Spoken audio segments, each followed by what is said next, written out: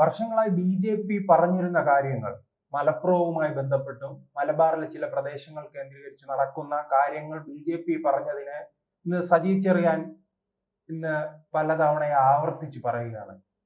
അതെന്താണ്? സജി ചെറിയാൻ BJP-യിലേക്കാണോ? അല്ല, സജി ചെറിയാന് പറഞ്ഞത് വാസ്തവമാണ്, അതിന് യാതൊരു സംശയമില്ല. കാരണം മതേതരത്വത്തിന് അവിടെ സജി ചെറിയാൻ പറഞ്ഞത് ഒരു സീറ്റേ കിട്ടിയിട്ടുള്ളൂ. മുസ്ലിം ലീഗിന് 22 സീറ്റ് കിട്ടി, BJP-ക്ക് 12 സീറ്റ് കിട്ടി. BJP വ്യക്തമായിട്ട് കാസർഗോഡ് പറഞ്ഞിട്ടുള്ള അജണ്ട വികസന രാഷ്ട്രീയമാണ്. അവിടെ ഒരു മതമോ ഒരു കോവിൽ വയ്ക്കാമെന്നോ കോവിലിൽ കുളം തോണ്ടാമെന്നോ, കാസർഗോഡിൻ്റെ ഇപ്പോഴത്തെ അവസ്ഥയ്ക്ക് കാരണം മുനിസിപ്പാലിറ്റിയിൽ UDF LDF ഭരണമാണ്. അവിടെ നിന്ന് ബഹുമാനപ്പെട്ട കരുണാകരൻ AKGയുടെ ബന്ധു തന്നെ പാർലമെൻ്ററി മെമ്പറായിരുന്നിട്ട് പോലും നല്ലൊരു റെയിൽവേ സ്റ്റേഷൻ കൊണ്ടുവരുവാൻ കഴിയാത്ത MP-യാണ്. നല്ലൊരു വികസനം കാഴ്ചവയ്ക്കുവാൻ പറ്റാത്തൊരു സ്ഥലമാണ് കന്നഡ സംസാരിക്കുന്നവരുകൂടിയുള്ള ആൾക്കാരെ കാസർഗോഡ് നിവാസികൾ. അവിടെ ഡെവലപ്മെൻറ്റ് വേണം. ഇവിടുത്തെ മുനിസിപ്പാലിറ്റിയിൽ BJP വന്നാൽ, ബഹുഭൂരിപക്ഷം പഞ്ചായത്തിൽ BJP ഭരണത്തിൽ വന്നാൽ കേന്ദ്രത്തിൻ്റെ ആനുകൂല്യങ്ങൾ കൊണ്ടുവരുവാൻ അവർ ശ്രമിക്കും. അവിടെ വികസനത്തിനാണ് വോട്ട് BJP 12 പേർ മുനിസിപ്പാലിറ്റിയിൽ ജയിച്ചിട്ടുള്ളത്. അല്ലാതെ സജി ചെറിയാൻ പറഞ്ഞതുപോലെ മലപ്പുറം ചൂണ്ടിക്കാണിക്കും. അതെ, സജി ചെറിയാൻ എന്തുകൊണ്ട് സജി ചെറിയാൻ ഈ ബോധം ഇപ്പം വന്നു? പേരുകൾ പരിശോധിക്കുക. അദ്ദേഹം നേരത്തെയും വിവാദങ്ങൾ പറയും, കുന്തവും കുടച്ചക്കറയും ഭരണഘടന. പിന്നെ അദ്ദേഹം തിരുത്തിയിട്ടുണ്ട്, ഞാൻ ആ ഉദ്ദേശത്തിലല്ല, ഭരണഘടനയിലും അത് പ്രതിപാദിച്ചിട്ടുണ്ടോ. അപ്പം അത്തരത്തിൽ സതീശനും നമ്മുടെ സജി ചെറിയാനും AK ബാലനെയെല്ലാം ഇപ്പോൾ ക്യാപ്സൂളുകളാക്കി കമ്മ്യൂണിസ്റ്റ് പാർട്ടി വെട്ടിക്കുന്നതാണ്. അവർക്ക് രക്ഷയില്ല. ഇനി മതം പറഞ്ഞ് ജാതി പറഞ്ഞ് വോട്ട് പിടിക്കുവാൻ വേണ്ടിയുള്ള തന്ത്രം. മുസ്ലിം സമുദായം വോട്ട് ബാങ്ക് അവരുടെ കയ്യിൽ നിന്ന് പോകുന്നു എന്ന് അവർക്ക് മനസ്സിലായി. തിരുവനന്തപുരവും ആലപ്പുഴയിൽ 8 ജില്ലയും കാസർഗോഡും പാലക്കാടുമെല്ലാം അധികാരത്തിൽ വരുവാൻ കാരണം നമ്മുടെ BJP ഹിന്ദു താല്പര്യം എന്നുള്ള ചിന്തയാണ് സജി ചെറിയാനുള്ളത്. BJP-യുടെ മറ്റ് നഗരസഭകളുടെയും ഇന്ത്യയുടെ ഡെവലപ്മെൻറ്റ് കണ്ടാണ് BJP-ക്ക് ഇവിടെ വോട്ട് കിട്ടിയത്, അല്ലാതെ ഹിന്ദു വോട്ടല്ല. അത് BJP-യുടെ നേതാക്കളും നമ്മളും അവകാശപ്പെടുന്നു. മുസ്ലിം സഹോദരൻ്റെ വോട്ടുണ്ട്, ക്രിസ്ത്യൻ സഹോദരൻ്റെ വോട്ടുണ്ട്, ഹിന്ദുക്കളുടെ ബഹുഭൂരിപക്ഷം വോട്ടുണ്ട്, ഇല്ലെന്ന് സമ്മതിക്കുന്നില്ല. വികസനത്തിന് വേണ്ടി വോട്ട്, അല്ലാതെ സജി ചെറിയാൻ്റെ പാർട്ടിയെ പോലെ കാലാകാലങ്ങളിൽ അവസരവാദമില്ല. മുൻപൊരിക്കൽ പണ്ട് ഒരു മുനിസിപ്പൽ കോർപ്പറേഷൻ ത്രിതല തിരഞ്ഞെടുപ്പ് നടന്നപ്പം സദാം ഹുസൈനെ വെടിവെച്ചു വന്ന് എൻ്റെ പടം വെച്ച് വോട്ട് വാങ്ങിച്ചവരാ. അന്ന് സജി ചെറിയാന് ഇതിന് മറുപടിയായിട്ട് പറയാൻ പറ്റുമോ? സദാം ഹുസൈൻ അത് കഴിഞ്ഞ് ഗാസയെ പിടിക്കും തിരഞ്ഞെടുപ്പ് വരുമ്പോൾ. ഓരോ തിരഞ്ഞെടുപ്പ് വരുമ്പോൾ അവർ ന്യൂനപക്ഷ പ്രകടനത്തിന് വേണ്ടി മറ്റ് രാജ്യങ്ങളെ പിടിക്കുന്നത്. ഈ രാജ്യമായിട്ട് യാതൊരു ബന്ധവുമില്ല. ഗാസയുമായിട്ട് ഇന്ത്യയും തമ്മിൽ എന്ത് ബന്ധം? അല്ലെങ്കിൽ ഇപ്പം നടക്കുന്ന അമേരിക്ക അധിനിവേശം നടത്തിയ രാജ്യവുമായിട്ട് എന്ത് ബന്ധം? സദാം ഹുസൈനും കേരളവും തമ്മിൽ എന്ത് ബന്ധം? ബിരിയാണി ചലഞ്ചുമായിട്ട് കമ്മ്യൂണിസ്റ്റുകാർക്ക് ഇലക്ഷൻ എന്ത് ബന്ധം? ഓരോ സമയത്തും കാലാകാലങ്ങളിൽ അവസരവാദപരമായ മുസ്ലിം വോട്ട് നേടുവാൻ കമ്മ്യൂണിസ്റ്റുകാരുടെ രംഗത്തിറക്കുന്ന ചില വ്യക്തികളെ രംഗത്തിറക്കും. കഴിഞ്ഞ തെരഞ്ഞെടുപ്പ് കാലഘട്ടത്തിൽ കോമാളി പറയുവാൻ വേണ്ടി MM മണിയെ ഇറക്കി വിട്ടിരുന്നു. ഇപ്പോൾ MM മണി ഇല്ല. അതിന് പകരമാണ് ഇത്തരത്തിൽ ഈ പറയുന്ന ഇവർ തെരഞ്ഞെടുപ്പ് കാലഘട്ടത്ത് നമ്മൾ ശംഖുമുഖം വേദിയിൽ മദനിയെ കൊണ്ടിരുത്തിയതിന്. മദനി മതേതര ജനാധിപത്യ സോഷ്യലിസ്റ്റ് പാർട്ടിയാണ്. ഇവിടെ ഓരോ സ്ഥലങ്ങളും തകർക്കണമെന്നും തൃശ്ശൂർ നടന്ന ആ ബസ് സ്ഫോടനവും തടിയൻ്റെ വിട നസീറും എല്ലാമൊക്കെ ഉള്ള ഈ സംഘടനയിലുള്ള മദനിയെ ഈ പിണറായിയുടെ ആൾക്കാരിലെ ശംഖുമുഖത്ത് കൊണ്ടിരുത്തി എനിക്കൊരു കാല് നഷ്ടപ്പെട്ടു പോയി മക്കളെ എന്നൊക്കെ പറഞ്ഞ് പ്രസംഗിച്ചത്. മദനിയുടെ ഓരോ ജംഗ്ഷനിലെ പ്രസംഗം ഉറുദു അറിയാമെന്നുള്ളവരെടുത്തിട്ട് കൊടുക്കണം. എന്ത് വിഷം തുപ്പുന്ന പ്രസംഗമായിരുന്നു അല്ലേ? എന്നിട്ട് അവർ അവകാശപ്പെട്ടത് എന്താ അവസാനം ഇപ്പോൾ പറയണത്? മദനെ അറസ്റ്റ് ചെയ്തത് AK നായനാർ ഗവൺമെൻറ്റാണ്. അപ്പോൾ ഇതാണ് അവസരവാദം. കാലാകാലങ്ങളിൽ നടക്കുന്ന തെരഞ്ഞെടുപ്പുകളിൽ ഭൂരിപക്ഷ മതത്തെ ഉമ്മാക്കി കാണിക്കുവാൻ, ന്യൂനപക്ഷങ്ങളുടെ വോട്ട് കരസ്ഥമാക്കുവാൻ അവർ ചെയ്യും. ഏറ്റവും കൂടുതൽ മതങ്ങളെ ഇവിടെ ദ്രോഹിച്ചിട്ടുള്ളത് കമ്മ്യൂണിസ്റ്റാണ്. നാദാപുരം കുട നടക്കുന്ന ചന്ദനക്കുട ഉത്സവം നടക്കുന്ന ആ പള്ളി കയറി അടിച്ചത് കമ്മ്യൂണിസ്റ്റുകാരും DYFIക്കാരുമാണ്. വർഗീയ ലഹളകൾ പല സ്ഥലത്തും നടത്തിയതിൽ അവർക്ക് പങ്കുകളുണ്ട്. തലശ്ശേരി കലാപങ്ങൾക്ക് മതത്തെ ദുരുപയോഗം ചെയ്തത് കമ്മ്യൂണിസ്റ്റുകാരാണ്. അപ്പോൾ ഇത്തരത്തിൽ ഇപ്പോൾ അവരുടെ സൈഡിൽ നിന്ന് ന്യൂനപക്ഷങ്ങളായ മുസ്ലിം സഹോദരങ്ങൾ പോണമെന്ന് വച്ചപ്പോൾ SNDP കൂടെ ഉണ്ടായിരുന്ന വെള്ളാപ്പള്ളിയും രക്ഷയില്ല എന്ന് മനസ്സിലാക്കിയപ്പോൾ വെള്ളാപ്പള്ളിയും പെരുന്നയിലെ NSSന്റെ ജനറൽ സെക്രട്ടറി സുകുമാരൻ സാറുമായിട്ട് സംസാരിച്ചു എന്ന് വച്ചപ്പോൾ അടുത്ത ഭൂരിപക്ഷ മത എന്ന് അവർ പറയുന്ന ഹിന്ദുക്കൾ ന്യൂനപക്ഷമാണ് കേരളത്തിൽ. ആ വോട്ട് തിരുവനന്തപുരം കോർപ്പറേഷനും പാലക്കാടും പല സ്ഥലങ്ങളും നഷ്ടമായപ്പോൾ ഈ കേരളത്തിൽ പിടിച്ചു നിൽക്കണമെങ്കിൽ ഇത്തരത്തിലുള്ള ക്യാപ്സൂളുകൾ ഇറക്കിയാൽ മാത്രമേ ഇനി കമ്മ്യൂണിസ്റ്റ് പാർട്ടിക്ക് കേരളത്തിൽ പിടിച്ചു നിൽക്കാൻ കഴിയൂ. കാരണം ബംഗാൾ അവരുടെ കയ്യിൽ നിന്ന് പോയി, ത്രിപുര അവരുടെ കയ്യിൽ നിന്ന് പോയി. ബംഗാളിൽ ഇവിടുത്തെ ഏറ്റവും കൂടുതൽ ഹോട്ടലുകളിൽ ജോലി ചെയ്യുന്ന സ്റ്റാഫുകൾ വാഴപ്പണകളിലും പശുക്കളെ നോക്കാൻ തൊഴുത്തിൽ നിൽക്കുന്നത് ഏത് സ്റ്റേറ്റിൽ നിന്നുള്ളതാണ്? ഇവർ ഭരിച്ചിരുന്ന ബംഗാളിലുള്ളവർ ഇങ്ങോട്ട് വന്നതാണ്. ഇടയ്ക്ക് ശ്രീകാര്യത്തൊരു കടയിൽ ഞാൻ ചായ കുടിക്കാൻ കയറി. ചായ കുടിച്ചു. അപ്പോൾ സെട്ടോ പഞ്ചാര കിട്ടണോ സെട്ടോ എന്ന് പറഞ്ഞ് ചായ കൊണ്ടുവച്ചു. എന്നിട്ട് ഞാൻ ക്യാഷിൽ പോയപ്പോഴും എല്ലാം സപ്ലൈ ചെയ്യണത് ബംഗാളി, ചായ അടിക്കുന്ന ബംഗാളി, കുശിനിക്കകത്ത് വിൽക്കുന്ന ബംഗാളി.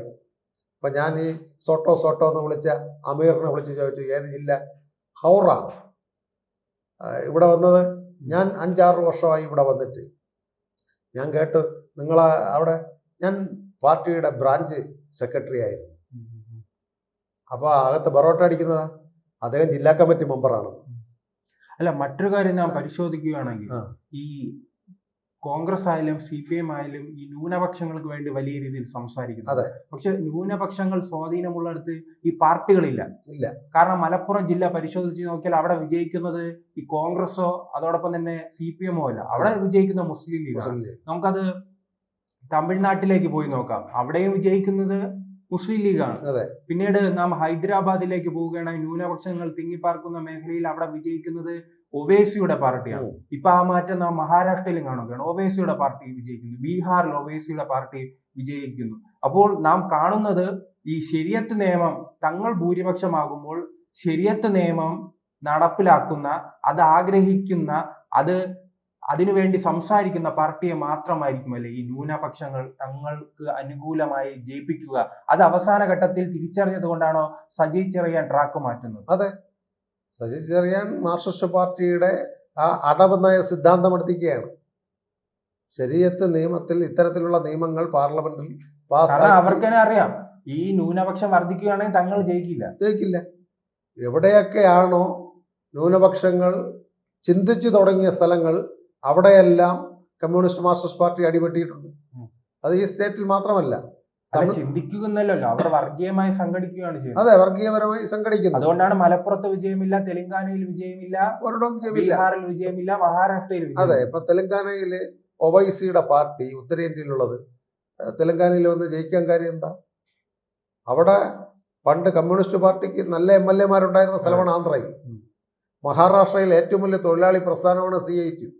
ഇപ്പോഴും നടന്ന മുനിസിപ്പൽ കോർപ്പറേഷനിൽ പോലും കമ്മ്യൂണിസ്റ്റ് പാർട്ടിക്ക് ഒരു കൗൺസിലർ എടുക്കുവാൻ മഹാരാഷ്ട്രയിലില്ല. ഏറ്റവും വലിയ മേയ് ദിനം ആഘോഷിക്കുന്ന നഗരങ്ങളിൽ ഒന്നാണ് ബോംബെ. അവിടെ പാർട്ടിക്ക് പ്രതിനിധികൾ അസംബ്ലിയിലോ പാർലമെന്റിലോ മുനിസിപ്പൽ കോർപ്പറേഷനിലോ ജയിക്കുന്നില്ല. അതേപോലെ OIC, all Indian Muslim league എന്നുള്ള ഇലക്ഷൻ കമ്മീഷനിൽ മുസ്ലിം ലീഗ് ഇവിടെ പ്രവർത്തിക്കുന്നു. മുസ്ലിം ലീഗ് ഈ കേരളത്തിലും തമിഴ്നാട്ടിൽ 2 MLA മാത്രമേ ഉള്ളൂ. കർണാടകത്തിൽ പോലും ഇല്ല, ആന്ധ്രയിലില്ല, തെലങ്കാനയിലില്ല. അല്ല, കർണാടകയിൽ ന്യൂനപക്ഷ കേന്ദ്രങ്ങളിൽ വലിയ രീതിയിൽ SDP ഉണ്ട്, അവിടെ SDP ആണ്. അപ്പോൾ ഇത്തരത്തിൽ ഓൾ ഇന്ത്യൻ മുസ്ലിം ലീഗ് അല്ല ശരിക്കും. പക്ഷേ ഈ മുസ്ലിം ലീഗിനെ വളരുവാനും CPM സഹായിച്ചിട്ടുണ്ട്. അതുകൊണ്ടാണ് അതിലുള്ള കാന്തപുരം വിഭാഗവുമായിട്ട് നിന്നിരുന്നത്. കാന്തപുരം മുസ്ലിം ലീഗ് തങ്ങളുടെ കുടുംബമായിട്ട് മുസ്ലിം ലീഗുമായിട്ട് അടുക്കുന്നു എന്നൊരു പേടി വന്നത് കൊണ്ടാണ് ഈ ഒരു സോഫ്റ്റ് കോർണർ, ഹിന്ദു രാഷ്ട്രീയ സോഫ്റ്റ് കോർണർ ചെറിയാൻ ഈ വാക്കുകൾ, വിഷം തുപ്പുന്ന വാക്കുകൾ എടുത്തിട്ടുള്ളത്. അപ്പോൾ മേജർ കേരളത്തിലെ ഹിന്ദുക്കളുടെ വോട്ടെങ്കിലും കമ്മ്യൂണിസ്റ്റ് പാർട്ടിക്ക് കിട്ടിയില്ല എങ്കിൽ ബംഗാളിനെ പോലും ഗതികേടാവും കേരളം. ആ ഒരു അടവ് നയത്തിന് വേണ്ടിയാണ് അവരുടെ പാർട്ടി, അല്ലെങ്കിൽ പിന്നെ ഇത്തരം കാര്യങ്ങൾ പറയേണ്ടത് പാർട്ടിയുടെ സെക്രട്ടറിയാണ്. പാർട്ടിയുടെ സെക്രട്ടറി മിണ്ടുന്നില്ല. ഏക അഭിപ്രായങ്ങൾ പറയുന്നത് ഒന്ന് ബാലൻ, രണ്ട് സജി ചെറിയാൻ. ഈ രണ്ട് വ്യക്തികളെ അവസരവാദപരമായ രീതിയിൽ സംസാരിക്കുവാൻ പാർട്ടി ചുമതലപ്പെടുത്തിയിരിക്കുന്നു. അപ്പോൾ വരുന്ന അസംബ്ലി തിരഞ്ഞെടുപ്പിൽ ഇവിടുത്തെ ഭൂരിപക്ഷ സമുദായത്തിൻ്റെ വോട്ട് കിട്ടിയില്ല എങ്കിൽ ഒരു പ്രതിപക്ഷത്തെങ്കിലും ഇരിക്കാൻ ഒക്കുകയില്ല എന്ന് തോന്നൽ ഇന്ന് കമ്മ്യൂണിസ്റ്റ് മാർക്സിസ്റ്റ് പാർട്ടി വന്നു. അതുകൊണ്ടാണ് രാജീവ് ചന്ദ്രശേഖർജി നേമത്തെ നിൽക്കണമെന്ന് പറഞ്ഞപ്പോൾ പാർട്ടി പറയണമെങ്കിൽ ഞാൻ നിൽക്കാമെന്ന് പറഞ്ഞ് അദ്ദേഹം ഒഴിഞ്ഞു മാറിയത് വിദ്യാഭ്യാസ വകുപ്പ് മന്ത്രി. ഇതുപോലെ പല സ്ഥലങ്ങളുണ്ട്. ചില വ്യക്തിപരമായ MLA പേഴ്സണൽ സ്വാധീനങ്ങളുള്ളിടത്തല്ലാതെ മാർക്സിസ്റ്റ് പാർട്ടിക്ക് പിടിച്ചു നിൽക്കണമെങ്കിൽ നല്ല രീതിയിലുള്ള പ്രവർത്തനം കാഴ്ചവയ്ക്കുവാൻ ഇന്ന് അവർക്ക് പ്രവർത്തകരില്ല. ഏത് മേഖല നോക്കിയാലും അഴിമതിയാണ്. ഏത് പോലീസ് സ്റ്റേഷനുകളെല്ലാം എന്ത് അക്രമങ്ങളാണ്. പണ്ട് ഈ കരുണാകരനെ വളരെ മോശമായി സ്പീഡിൽ പോകുന്നു, ഒരുപാട് കാർ അകമ്പടി എന്ന് പറഞ്ഞ് സമരം ചെയ്ത DYFI പ്രസ്ഥാനമാണ്. ഇന്ന് മുഖ്യമന്ത്രി പോണ കാറുകൾ ആലോചിച്ച് നോക്കുക. 3 ഇന്നോവ കാർ കറുപ്പ്, പുതിയത് വീണ്ടും മേടിച്ചു. എത്ര വാഹനങ്ങൾ അകമ്പടി, എത്ര ആംബുലൻസ്, ഫയറിൻ്റെ വണ്ടി. അപ്പോൾ ഇത് ഇവിടുത്തെ ജനങ്ങൾ കാണുന്നില്ലേ? ഒരു ജനാധിപത്യത്തിൽ കമ്മ്യൂണിസത്തിലുള്ള ഒരാളിന് ഇത്രയും അകമ്പടികളെന്തിന്? നെഞ്ചുമിരിച്ച് നടക്കേണ്ടല്ലേ? അദ്ദേഹം പറഞ്ഞിട്ടില്ലേ, ബ്രഹ്മൺ കോളേജ് വഴി വന്നപ്പോൾ മറ്റേ കുന്തമുനകൾ കണ്ട് ഞാൻ നെഞ്ചും വിരിച്ച് ബ്രഹ്മൺ കോളേജ് വഴി വന്നത്. അതിനുള്ള മറുപടി സുധാകരൻ കൊടുത്തു. സുധാകരൻ അവിടെ പിടിച്ചതെന്നാണ് പറയണത്, KPCCയുടെ. അപ്പോൾ ഇങ്ങനെ വീരവാദങ്ങൾ അടിക്കുന്ന ആൾക്കാർക്ക് ഇത്രയും സെക്യൂരിറ്റി ബന്ധോസിൽ എന്ത് യാത്ര ചെയ്യണം? അപ്പോൾ ജനങ്ങൾ കമ്മ്യൂണിസ്റ്റ് ആശയത്തിൽ നിന്ന് അകന്ന് ഭാരതീയ ജനതാ പാർട്ടിയുടെ മൂലധനത്തിൽ നിന്ന്, ദാസ് ക്യാപിറ്റലിൽ നിന്ന് ഏകാത്മ മാനവവാദത്തിലേക്ക് കമ്മ്യൂണിസ്റ്റം മാറിക്കൊണ്ടിരിക്കുന്നു. ഇസങ്ങൾ ഇൻഡോഗ്രലിസവും ദാസ് ക്യാപിറ്റലിസവും തമ്മിലുള്ള ഒരു പോരാട്ടം ഇന്ന് കേരളത്തിൽ നടന്നുകൊണ്ടിരിക്കുന്നു. ദാസ് മൂലധനത്തിൽ പറയുന്നതിൻ്റെ ഒരു കാര്യങ്ങൾ പോലും ഈ നേതാക്കൾ എളിമത്വം സ്വീകരിക്കണം, എളിയ രീതിയിൽ കല്യാണ വിവാഹങ്ങൾ നടത്തണം. ഇന്ന് ഓരോ നേതാക്കളുടെയും വിവാഹങ്ങളുടെ മക്കളുടെ വിവാഹത്തിന് വേണം പൊന്നും ഒക്കെ ഇട്ടിക്കുന്ന കാണുന്നതൊക്കെ. ഇതാണോ കമ്മ്യൂണിസം? എളിയ ജീവിതം നയിക്കണം. നമുക്കറിയാം, നമ്മുടെ പ്രദേശത്ത് ഫക്കീർ ഖാൻ എന്നൊരു സഖാവുണ്ടായിരുന്നു. വളരെ വളരെ പണക്കാരനാണ്, പക്ഷെ ജീവിതം വളരെ എളിയ രീതിയിലുള്ള ജീവിതമായിരുന്നു കമ്മ്യൂണിസ്റ്റ് നേതാക്കൾ. ഇന്ന് അങ്ങനെയാണ് കഴിയുന്നത് കമ്മ്യൂണിസ്റ്റുകാർ. ആഡംബര ജീവിതങ്ങൾ. പണ്ടൊക്കെ ഈ കേരളത്തിൽ എന്ത് വികസനം വന്നാലും കമ്മ്യൂണിസം എതിരാണ്. ഈ വിഴിഞ്ഞം തുറമുഖം വന്നാലും സമരമാണ്, എയർപോർട്ട് വന്നാലും സമരമാണ്. ഇവർക്കെല്ലാം കത്തി താമസിച്ച് വരാൻ കുറച്ച് ദിവസം എടുക്കും. പിന്നെ അതിനെക്കുറിച്ച് ചിന്തിക്കുകയുള്ളൂ, ഓ അത് കൊള്ളായിരുന്നു, ഇത് കൊള്ളായിരുന്നു. പക്ഷേ ഈ രീതിയിൽ പോകുകയാണ് എങ്കിൽ കമ്മ്യൂണിസ്റ്റ് പ്രസ്ഥാനത്തിൻ്റെ വാട്ടർലൂ ആയിരിക്കും. ഇത് കോൺഗ്രസ്സുകാർക്കറിയാം. കമ്മ്യൂണിസ്റ്റ് വരും, അടുത്ത് നമുക്കിവിടെ അധികാരത്തിൽ വരാം, പച്ചയും മലപ്പുറം തൊപ്പികളെല്ലാം തിരുവനന്തപുരത്ത് വരാമെന്നാണ് അവരുടെ ചിന്ത. അതും വ്യാമോഹമാണ്. കാരണം അവർ കേരളം ഭരിക്കുകയാണ് എങ്കിൽ കേന്ദ്രത്തിൽ അവർ കോൺഗ്രസ് ആയിരുന്നെങ്കിൽ ശരി, ഗുണമുണ്ട്. കോൺഗ്രസ് ഇവിടെ വരികയാണ് എങ്കിൽ ഇതേ ഗതിയാണ്. ഈ അമ്പലം വിഴുങ്ങികളെ ഇനി കയറ്റിയിരുത്തിയ കേരളത്തിലെ അമ്പലങ്ങളെല്ലാം അടിച്ചു മാറ്റും. ഇപ്പോൾ അവർ ജനങ്ങളടുത്ത് സംവദിക്കുവാൻ പോകുവാൻ വേണ്ടി പറയുന്നു. പാർട്ടി കേരള പ്രദേശ് അവരുടെ കമ്മിറ്റി, കേരളത്തിലുള്ള കമ്മ്യൂണിസ്റ്റ് പാർട്ടി കമ്മിറ്റി എന്ത് ജനങ്ങളടുത്ത് അവർ ചെന്ന് പറയും? അവർ പറയുന്നു ഇവിടെ വിപ്ലവകരമായ വിദ്യാഭ്യാസം, നല്ല ഡെവലപ്മെൻറ്റുകൾ, ലോകം അംഗീകരിച്ച അവാർഡുകൾ ഒക്കെ കിട്ടിയ മേയർമാരും മുഖ്യമന്ത്രിക്കും ഒക്കെ അവാർഡ് വെച്ചു. ഇവിടുത്തെ ഡെവലപ്മെൻറ്റിന് മുഖ്യമന്ത്രിക്ക് മറ്റേ ന്യൂയോർക്കിലാണ് ഫ്ലക്സ് ബോർഡ് വെച്ചത്. ഇപ്പോൾ പണ്ട് ഇത് പറഞ്ഞപ്പോൾ ഓർമ്മ, ഗുജറാത്തിലെ റോഡ് കാണിച്ച് നമ്മുടെ ചാക്ക എയർപോർട്ടിൻ്റെ അവിടെ വെച്ചതാണ്. ഗുജറാത്തിൻ്റെ റോഡിൻ്റെ പടം എടുത്ത് വെച്ചാണ് കേരളത്തിൻ്റെ ഡെവലപ്മെൻ്റ് എന്ന് പറഞ്ഞ് വോട്ട് പിടിച്ചത് പണ്ടൊക്കെ. അപ്പോൾ ഇവർ ഇവിടെ കാണുന്ന വികസനം, ഹൈവേ വഴി പോകുന്ന കന്യാകുമാരിക്ക് പോകുന്ന റോഡ് കേരള ഗവൺമെൻറ്, വിഴിഞ്ഞം തുറമുഖത്തിൻ്റെ പദ്ധതികൾ നടത്തിപ്പക്കാരവരാണ്. ഫെഡറൽ സംവിധാനത്തിൽ അവർ ഓഹരി ഇടണം, ചില കാര്യങ്ങൾ ചെയ്തു, ഇല്ലെന്ന് പറയുന്നില്ല. അതിൻ്റെ ഡെവലപ്മെൻറ്റ് കേന്ദ്രമല്ലേ. റെയിൽവേയിൽ ഇന്നിപ്പോൾ സോഷ്യൽ മീഡിയകളിൽ കാണുന്നു 4 വന്ദേ ഭാരത് ട്രെയിനുകളുടെ ഇട്ടിക്കുന്നത് സംസ്ഥാന ഗവൺമെൻറ് ആണെന്ന് പറഞ്ഞ് സോഷ്യൽ മീഡിയകളിലെല്ലാം കറങ്ങുന്നു. റെയിൽവേ കേന്ദ്ര ഗവൺമെൻറ് കീഴില്ല ഇത്രയും റെയിൽവേ വികസനം വരുന്നത്. ഇവിടുത്തെ ആഹാരങ്ങൾ കൊടുക്കുന്ന സപ്ലൈസ്, അരിയും കേന്ദ്രത്തിൽ നിന്ന് ഫുഡ് കോർപ്പറേഷൻ വരുന്ന ആഹാര സാധനങ്ങൾ, ഇലക്ട്രിസിറ്റി, ഇന്നും കേരളത്തിലെ ഇലക്ട്രിസിറ്റി മറ്റു സംസ്ഥാനത്ത് നിന്ന് വാങ്ങുന്നു. ഇത് വൻ അഴിമതിയല്ലേ? ഈ കേരളത്തിലെ ഇലക്ട്രിസിറ്റി വാങ്ങേണ്ട ആവശ്യം എന്താണ്? 44 നദികളും ഡാമുകളുമുള്ള ഈ കേരളത്തിൽ സമ്പൽ സമൃഷ്ടമായ വൈദ്യുതി എടുക്കേണ്ടതില്ലേ? ആ മെഷീനെല്ലാം പണ്ട് ജർമ്മൻ കുണ്ട്രറ്റ് വില്ലിംഗ്ടൺ വാട്ടർ വർക്ക്സ് ചെയ്ത് അവിടുത്തെ പമ്പുകൾ പ്രവർത്തിക്കുന്നില്ല. ഇവിടെ എല്ലാം പ്രീണന രാഷ്ട്രീയം. ആ വാട്ടർ വർക്സിൻ്റെ അടുത്ത് 25 സെൻറ്റ് ഭൂമി ജോസ്കോ മാണി വിട്ടുപോകാതിരിക്കാൻ വേണ്ടി അദ്ദേഹത്തിൻ്റെ ഫാദറിൻ്റെ പേരിൽ സ്മാരകം ചെയ്യുന്നു. ഇവിടെ വികസനമാണോ വലുത്? അഴിമതി കാണിച്ച നേതാക്കളുടെ പ്രതിമകളും സ്മാരകങ്ങളും ചെയ്യലാണ്. ആ നേതാവിനെതിരെയല്ലേ ഇവർ അസംബ്ലിയിലുള്ള എല്ലാ കമ്പ്യൂട്ടറുകളും വലിച്ചൂരി EP ജയരാജനും ശിവൻകുട്ടി സഖാവും സജി ചെറിയാനും എല്ലാം വലിച്ച് ബഹളം ഉണ്ടാക്കിയത്. എന്നിട്ട് ആ നേതാവിനെ തന്നെ അവർ വാട്ടർ വർക്സിനകത്ത് പ്രതിമ ചെയ്യാൻ പോകുന്നു. ഇതൊക്കെ ജനങ്ങൾക്കറിയാം. വിരോധാഭാസവും അവസരവാദപരമായ രാഷ്ട്രീയം. ഇവിടുത്തെ രാഷ്ട്രീയക്കാരുടെ പ്രതിമകൾ കൊണ്ട് മാത്രം കേരളം വികസിക്കുമോ? ഈ ഭൂമികളെല്ലാം വികസനത്തിന് വേണ്ടി 1 ഇഞ്ച് ഭൂമിക്ക് വേണ്ടി തിരുവനന്തപുരത്ത് ഓഫീസുകൾക്കും വില്ലേജ് ഓഫീസുകൾക്കും കോർപ്പറേഷൻ ഓഫീസിനും ഓടി നടക്കുന്നു. വാട്ടർ വർക്സിനകത്തു നിന്ന് വസ്തു കൊടുത്ത് പ്രതിമകൾ ചെയ്യുവാൻ പോകും. ഇതെന്ത് വിരോധാഭാസം? ഇതെന്ത് അഴിമതി ഭരണം? അപ്പം ഏത് രീതിയിലും ഭരണത്തിൽ കടിച്ചു തൂങ്ങി നിൽക്കുവാൻ എന്ത് ഹീനവും അവർ ചെയ്യും. ഇന്ന് നല്ലൊരു ബിൽഡിങ് തിരുവനന്തപുരത്ത് ഇവരൊരു അസംബ്ലി മന്ദിരം ഉണ്ടാക്കി എന്ന് പറയും, സമ്മതിച്ചു. പക്ഷേ ഇവിടുത്തെ ഡെവലപ്മെൻറ്റ് കംപ്ലീറ്റ് ചെയ്ത് 32-ലെ ചിത്തിരയിരുന്നാൾ മഹാരാജാവ് ഒഴിഞ്ഞ കെട്ടിടങ്ങളും സ്ഥാപനങ്ങളും അല്ല തിരുവനന്തപുരത്തുള്ളത്. ഇവർ കൊണ്ടുവന്ന ഒരു പുതിയ സ്ഥാപനം, വ്യവസായശാല എന്താണെന്ന് ഇവർ പറയട്ടെ. ചിത്തിരയിരുന്നാൾ മഹാരാജാവ് അധികാരം ഒഴിഞ്ഞ് ജനാധിപത്യത്തിലേക്ക് കൊടുത്തപ്പോൾ ഉണ്ടായിരുന്ന സ്ഥാപനവും ഇപ്പോഴേ കേരളം രൂപീകരിച്ചതിന് ശേഷം ഉണ്ടാക്കിയ സ്ഥാപനങ്ങളും തിരുവനന്തപുരം ജില്ലയിൽ അവർ പറയും.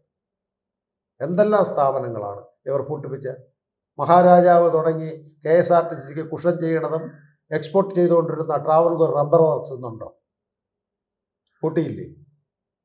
നല്ല ഒന്നാം തരം പെയിൻറ്റിങ് സാധനത്തിന് വേണ്ടി ഇത് ഉണ്ടാക്കിക്കൊണ്ടിരുന്ന നമ്മുടെ ടൈറ്റാനിയം, നല്ല ഒന്നാം തരം ടൈറ്റാനിയം പ്രോഡക്റ്റ് ഉൽപ്പാദിപ്പിക്കുന്ന ട്രാവൻകൂർ ടൈറ്റാനിയം ഇന്ന് നഷ്ടത്തിൽ പോകുന്നില്ലേ? തുണികൾ ഉണ്ടായിക്കൊണ്ടിരുന്ന സ്പില്ലിംഗ് മില്ലുകൾ, ബാൽഡാര സ്പില്ലിംഗ് മില്ല് ഇന്നുണ്ടോ? പൂജപ്പുര വിജയമോഹന മില്ല് ഇന്നുണ്ടോ? കൊല്ലത്തുള്ള പാർവതി മിൽസ് ഇന്നുണ്ടോ? എന്തിനേറെ പറയണം, പുനലൂരുള്ള പേപ്പർ മിൽസ് ഇന്നുണ്ടോ? നല്ല ഒന്നാം തരം ഗുളികകൾ ഉണ്ടാക്കുന്ന ആസ്പിരിൻ ലിമിറ്റഡ് കമ്പനി കഴക്കൂട്ടത്ത് നിന്നുണ്ടോ? നല്ല ഒന്നാം തരം TV നമ്മൾ കണ്ടുകൊണ്ടിരുന്നു, കെൽട്രോണിൻ്റെ TV ആയിരുന്നു. നല്ല ഒന്നാം തരം ഫോൺ ഉണ്ടായിരുന്നു, മൊബൈൽ ഫോൺ വരെ അവരുണ്ടായിക്കൊണ്ടിരുന്നു. ഇന്ന് കെൽട്രോൺ എന്ന് പറയുന്ന ഒരു സ്ഥാപനം കേരളത്തിലുണ്ട്. എത്ര തൊഴിലാളികൾ, അത് കെൽട്രോണിൻ്റെ ബസ് ISR ബസ് പോകുന്ന മാതിരിയാണ് കരകുളത്തുനിന്ന് വരുന്നത്. പൂട്ടിയില്ലേ? ഇലക്ട്രോണിക്സ് ആൻഡ് ഇലക്ട്രിക് ഒന്നാം തരമായിരുന്നു കേരളത്തിലെ കെൽട്രോൺ. അവരുടെ പ്രിൻ്റഡ് സർക്യൂട്ട് ബോർഡ് എന്ന് പറയും, PCB ബോർഡ് വിദേശ രാജ്യങ്ങളിൽ എക്സ്പോർട്ടായിരുന്നു. ആ സ്ഥാപനം ഇന്ന് നല്ല ഒന്നാം തരം ഫോൺ ഉണ്ടാക്കുന്ന ശ്രീകാര്യത്തുണ്ടായിരുന്ന കൗണ്ടേഴ്സ് എന്ന് പറയുന്നത്, കരകുളത്തുണ്ടായിരുന്ന മാസ് കമ്മ്യൂണിക്കേഷൻ ഡിവിഷൻ എന്ന് പറയുന്ന 1000-ൽ പരം പേർ ജോലി ഉണ്ടായിരുന്ന കെൽട്രോൺ അവസ്ഥ എന്തോന്ന്? Kollam Chavara minerals and metals ഇന്ന് നഷ്ടത്തിലേ. അപ്പോൾ കേരളത്തിലുള്ള വ്യവസായ സ്ഥാപനങ്ങൾ ട്രാവൻകൂർ ഫാമിലികൾ ഉണ്ടാക്കിയത് എല്ലാം നഷ്ടം. പാവങ്ങൾക്ക് പോകേണ്ട KSRTC ബസ് ഇന്ന് നഷ്ടത്തിലോടുന്നില്ലേ? ചിത്തിരുന്നാൾ കൊണ്ടുവന്ന സ്ഥാപനമാണ്. തൊട്ട് അപ്പുറത്ത് തൈക്കാട് പ്രസവിക്കുവാൻ വേണ്ടി അമ്മമാർക്ക് വേണ്ടിയുള്ള ഹോസ്പിറ്റലിൽ സംസ്ഥാന സർക്കാർ ചെയ്തത് ശ്രീ ചിത്തിരുന്നാളിൻ്റെ സംഭാവനയില്ലേ? മരണം കൊട്ടാരത്തിൽ സംഭവിച്ചു, ഒരു ആൺതരി മരിച്ചതുകൊണ്ട് SATക്ക് വേണ്ടി ഇനിയൊരു മരണം സംഭവിക്കരുതെന്ന് പറഞ്ഞ് ഔട്ടം തിരുനാളിൻ്റെ പേരിൽ SAT ഹോസ്പിറ്റലിൽ ചെയ്തിട്ടില്ലേ? മെഡിക്കൽ കോളേജിൽ ഹാർട്ട് സർജറികൾക്ക് വേണ്ടി ചിത്തിരുന്നാളിൻ്റെ നാമധേയത്തിൽ Sree Chithirunnal for science and technology കൊണ്ടുവന്നില്ലേ? ഒന്നാം തരം ലോകോത്തര നിലവാരമുള്ള ഹോസ്പിറ്റൽ. ക്യാൻസർ രോഗികൾ കൂടുന്നു എന്ന് പറഞ്ഞ് ക്യാൻസർ സെൻറ്റർ കൊണ്ടുവന്നില്ലേ? അക്കൗണ്ട്സ് ജനറൽ ഓഫീസ് ഇവരിരുന്ന് ചീത്ത വിളിക്കുകയും ഈ മെഷീനെല്ലാം കേടാക്കുകയും ചെയ്യുന്ന ഭരണസിരാ കേന്ദ്രം ശ്രീമൂലം തിരുനാൾ പ്രജാ അസംബ്ലി എന്ന് പറയുന്ന സ്ഥാപനം, സെക്രട്ടേറിയറ്റ്, നിയമം കൈകാര്യം ചെയ്യുന്ന എത്ര ഡെവലപ്മെൻറ്റുകൾ അവർ കൊണ്ടുവന്നു. KSRTC ഹെഡ്ക്വാർട്ടേഴ്സ്, ഇതെല്ലാം രാജഭരണകാലത്ത്. ഹോസ്പിറ്റലുകളായാലും university college, arts college, Sanskrit college, ഇതെല്ലാം ഇവർ പുതിയൊരു കോളേജ് സർക്കാർ തിരുവനന്തപുരത്ത് കൊണ്ടുവന്നതായിട്ട് അറിയാം പാഠ്യപദ്ധതിന് വേണ്ടി. ഇവരെല്ലാം പറയും CPA വെട്ടിയ നാടാണ്, CPA വെട്ടിയ നാടാണ് മുദ്രാവാക്യം വിളിക്കുമ്പോൾ ഓർത്തോളണം. ഏറ്റവും നല്ല ഭരണാധികാരിയായിരുന്നു CP. ശ്രീ ചിത്തിരതിരുനാൾ മഹാരാജാവ് തമ്പുരാൻ ഇവിടെ ഭരിച്ചിരുന്നു എങ്കിലും ഭരണം നടത്തിയിരുന്നത് സർ CP രാമസ്വാമയ്യരായിരുന്നു. അദ്ദേഹത്തിൻ്റെ വികസന കാഴ്ചപ്പാടാണ് ഈ കാണുന്നത്. രാജാവ് ഓർഡറിടും, CPയും ദിവാനും എല്ലാം ഇവിടെ ഭരിച്ചിരുന്നു. നല്ല എഡ്യൂക്കേഷൻ സ്ഥാപനങ്ങൾ, ആദ്യമായിട്ട് ഇംഗ്ലീഷ് വിദ്യാഭ്യാസം കൊണ്ടുവന്നത് തിരുവനന്തപുരത്തെ ട്രാവൻകൂർ ഫാമിലിയാണ്, രാജ കുടുംബമാണ്. കോട്ടയ്ക്കകത്തുള്ള കുഞ്ഞുങ്ങൾക്ക് വേണ്ടി, പെൺകുട്ടികൾക്ക് വേണ്ടിയുള്ള സ്കൂള്, നമ്മളെ കോട്ടൺ ഗിൾ സ്കൂള് വഴുതക്കാട്, ഇത്തരത്തിലുള്ള ഡെവലപ്മെൻറ്റുകൾ ഇന്ന് കേരളത്തിലുണ്ട് എങ്കിൽ അതിൻ്റെ ആ സ്ഥാപനങ്ങളെ പൂട്ടിക്കുകയും അതിൻ്റെ കഴുക്കോലുകൾ വരെ ഊരിക്കൊണ്ടുപോയി ലേലം ചെയ്ത് കൊടുക്കുന്നതാണ് ഇപ്പോഴത്തെ ഭരണകർത്താക്കൾ. ഒരു ഡെവലപ്മെൻറ്റും ഇല്ല. നമ്മൾ റോഡുകൾ നോക്കും, അന്നത്തെ രാജഭരണകാലത്തുള്ള റോഡുകളാണ് ഇന്നും ടാർ ചെയ്തിട്ടിരിക്കുന്നത്. ഏതെങ്കിലും ഒരു റോഡിനൊരു കുഴപ്പമുണ്ട്. നമ്മുടെ കിള്ളിപ്പാലം വഴി പോകുന്ന റെയിൽവേ ഓവർബ്രിഡ്ജ് കോൺക്രീറ്റ് റോഡാണ്. നാഗർകോവിൽ വരെ കോൺക്രീറ്റ് ആയിരുന്നു. നെടുമങ്ങാട് റോഡ് കോൺക്രീറ്റ് ആണ്. ഇപ്പോഴത്തെ റോഡുകൾ ചെയ്യുമ്പം 2 ലോറി പോകുമ്പം കുഴിഞ്ഞു പോകുന്നത് കാണുന്നില്ലേ റോഡുകളുടെ അവസ്ഥ. അപ്പം ഇവിടുത്തെ ഭരണം എന്ന് പറയുന്നത് ജനങ്ങൾ മനസ്സിലാക്കി ഇനിയൊരു ഗവൺമെൻറ് ഭരണം, കേന്ദ്രത്തിലെ ഡബിൾ എഞ്ചിൻ സർക്കാർ പോലുള്ള ഭരണം വന്നാൽ മാത്രമേ കേരളത്തിൽ ഗതിയുള്ളൂ എന്ന് ജനം മനസ്സിലാക്കിയതുകൊണ്ടാണ് ഇന്ന് BJPക്ക് ഈ വർദ്ധിച്ചു വരുന്ന സ്വാധീനം കേരളത്തിലുള്ളത്.